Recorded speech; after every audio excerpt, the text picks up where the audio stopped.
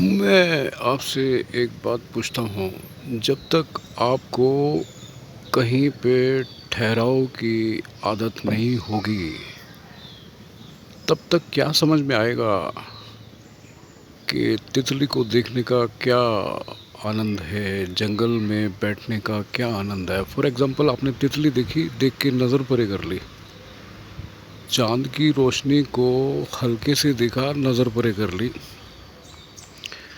ओस की बूंदों को फूलों पर या ग्रास के ब्लेड्स पर देखा और नज़र परे कर ली, जंगल में घुसे, 2 मिनट में बाहर आ गए। How you will come to know the beauty of the jungle, beauty of the butterfly, beauty of the moon rays, beauty of the dewdrops on blades of grass, on flowers। ऐसे ही मैं आपको ये जो बातें बता रहा हूँ, मेरी ज़िद नहीं है कि आप उसको कंटिन्यू पूरी वीडियो देखें। मेरी 3-3 घंटे की तो वीडियोस नहीं है ना। Maximum it is maximum to maximum 7 minute 8 minute, and I am trying my level best to finish it in 4-5 minutes. मेरी आपसे एक ही बात कहने को है कि या तो कहीं दिल लगाइए, नहीं दिल लगाइए तो दिल से लगाइए ना। आज मैं आपको वो बात बताऊंगा जो ओशो ने टाऊ के ऊपर बोली है, और वो मेरे तो दिल में गहरे जाके उतरी है, गहरे से भी गहरे, गहरे से भी गहरे, बहुत गहरे। वो हमेशा एक ही बात कहते थे, लाउड टजाऊ, मेरे को बोलना नहीं आ रहा, LAOTZU, लाउड टजू, रिमेंबर द वर्ल्डर्स, वो एक ही बात कहते थे। ये मैं ऐसे कहूँगा, थोड़ा एग्जाम्पल के साथ बात होगी तो और अच्छे से आपको ख्यालों में आ जाएगी। Remember which can't be communicated through language, through words. आप ज़रा ख्याल कीजिए मेरी बातों पे। Truth cannot be said, the difficulty is truth always is realized in silence. When your inner talk is stopped, then truth is realized, and that also in silence. मैं ये बातें हिंदी में तो बोलूँ, मगर इनको अंग्रेज़ी में सुनने का, बोलने का ज़्यादा गुड फीलिंग आती है।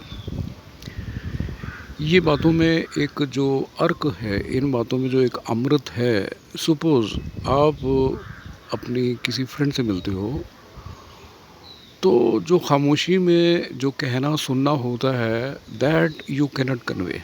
आई रिपीट माई दिस लाइन।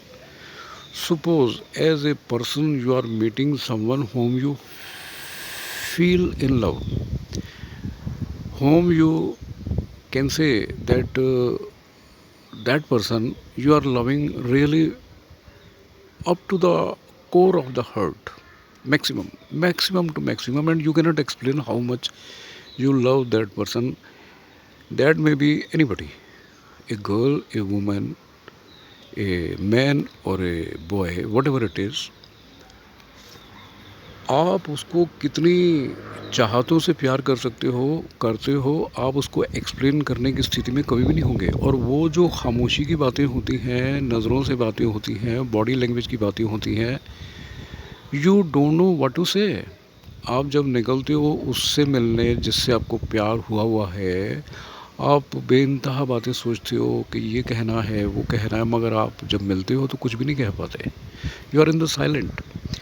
तो लाओ टज़ू कुछ वो ही गहराई में उतर के आपको बता रहे हैं। जिस वक्त उनका अंत समय था, तो उनसे उनके जो फॉलोअर्स थे, उनके जो शिष्य थे, उन्होंने बड़ी इल्तजा करी उनसे कि आप कुछ तो कहो, कुछ तो कहो, कुछ किताब में लिख के दो।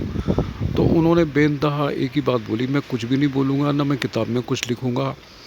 लेकिन किताब में भी लिख के वो क्या देते, वो एक ही स्ट्रॉन्ग मैसेज दे गए, एक ही स्ट्रॉन्ग मैसेज दे गए कि through sound what I will explain, only experience, जो मैंने जीते जी दुनिया में एक्सपीरियंस किया है वो तो मेरे पास ही रहेगा। Truth cannot be expressed, a desire arise in listener to know which cannot be expressed.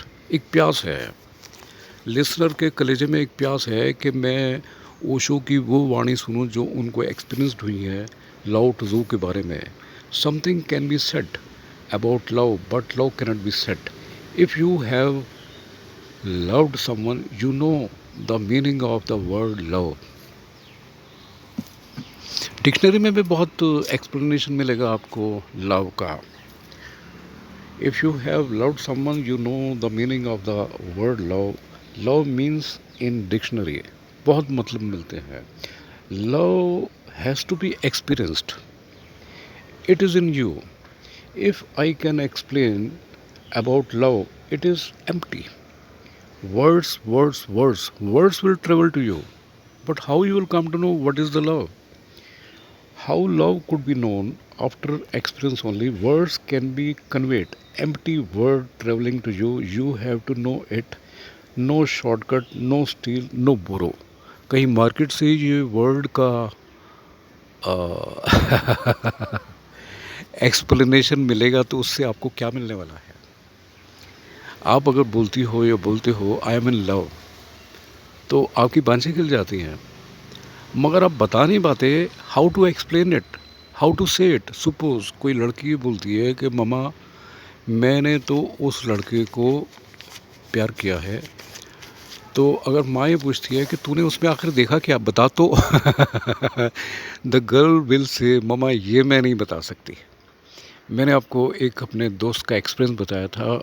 When his daughter fall in love with boy जो 10-10 दिन 20-20 दिन नहाता नहीं था, तो उसके फादर ने बोला ठीक है बेटी, अगर तुमने ज़िद्दी पकड़ी हुई है मैं उससे शादी तुम्हारी करा दूंगा और हर बुरे वक्त में मैं तुम्हारे काम में आऊँगा।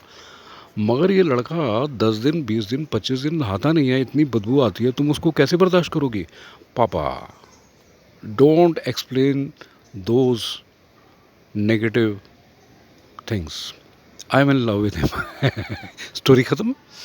ऐसे ही उन्होंने बताया था कि उनका लड़का हांगकांग में था और एक चाइनीज़ लड़की से उसको प्यार हो गया, तो उसने बोला हम बंगालियों के पास भी तो बहुत हसीन लड़कियां हैं, खूबसूरत लड़कियां हैं, पढ़ी लिखी लड़कियां हैं।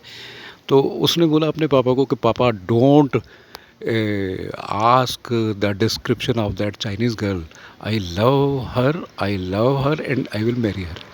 तो मेरे दोस्त मेरे को बोले कहता है अनूप मैं क्या करता, मेरी तो ज़िंदगी मेरी है, उसकी ज़िंदगी उसकी है, वो अपना कमा रहा है, हांगकांग में रहता है, मैं उसकी ज़िंदगी में कैसे आ सकता हूँ। मैंने तो सिंपली पूछना था।